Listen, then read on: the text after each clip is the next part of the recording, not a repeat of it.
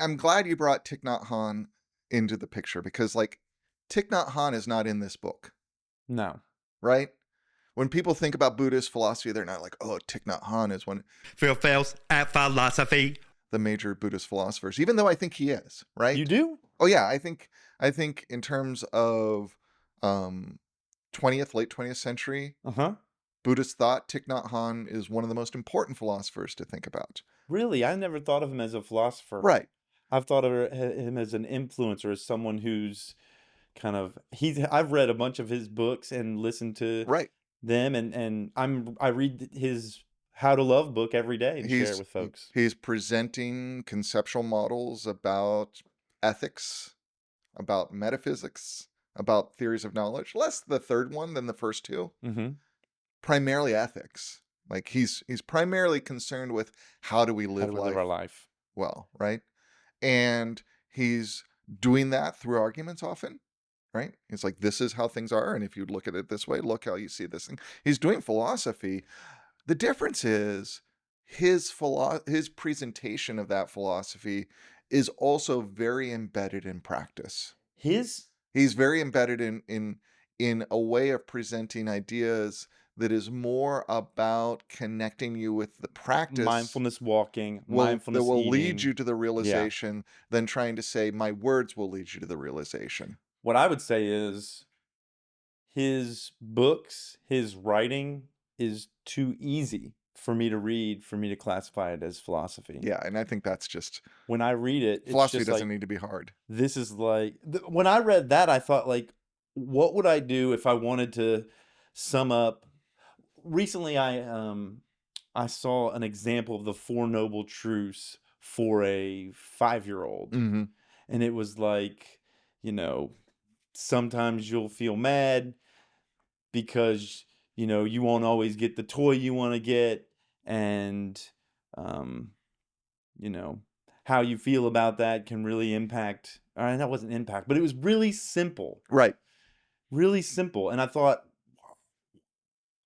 why are we making philosophy so dang hard? Why don't we make it? And I think it's because it's a barrier for entry. Philosophers only want people that can suffer through this language to be a part of the club. Why not let everybody be a part of this club? And I mean, I think it's like any technical practice, they right? don't want Bukowski Right. showing up. Right. There's a level at which that difficulty comes from the development of a language that's used precisely Specificity. in a very specific way. And that's useful. And that also contributes to creating communities that create a barrier of practice or a barrier of entry, right? And that's yeah, and I find, as someone whose primary work as a philosopher is introducing undergraduates Yeah. at a community college to philosophy, that's a difficulty for me, right? That level of insularity of a lot of You need to philosophy. strip that away in order Right. to And expose and influence. and at the same time trying to strip it away in a way that doesn't reduce the technical proficiency that comes from that The language. specificity. These Right. people are saying it this way because Right. it's important. Just in the same way if you're learning culinary practices, Yeah.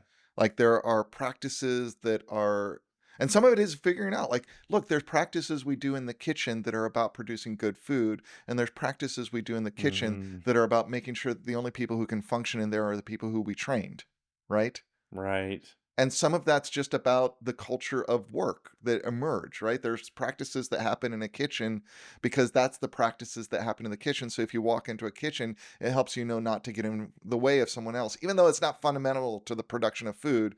It's just the way it's The evolved organization. Yeah, yeah. historically, Yeah. right? So it's important to have small communities that do precise things. Right. We talked about that. Um, But I think we need to also make sure that we don't create barriers to entry that are unnecessary. communities And of we have a tendency practice, to do that. communities of practice, and then, yeah, where are we placing that barrier of entry? And maybe even secondarily, how are we packaging up what we're learning so the masses can be nourished Yes. by the fruit of our Right. efforts, right? Right. If the fruit of the efforts are always at the same level of their language, then we're Right. not going to get that. And the fruit of the effort of philosophy is not the answers. So we can't package it in the way package.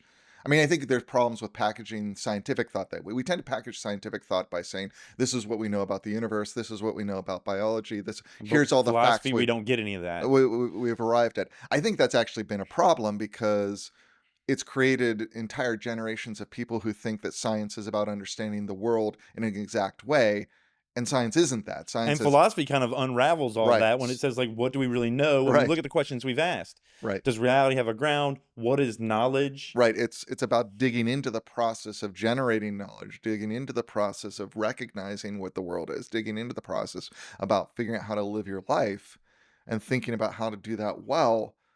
But at the end of the day, unless we want to make the decision that there's a right way to be a human being, and we're going to package that up and sell that with our 10 rules about what it is to be a human being and 900 extra rules that are the adjacent rules and a legal system of jurists who then examine that and tell you you're not a good human being or you are a good human being, right? Unless we're going to create a legal system in a state or a religion, right?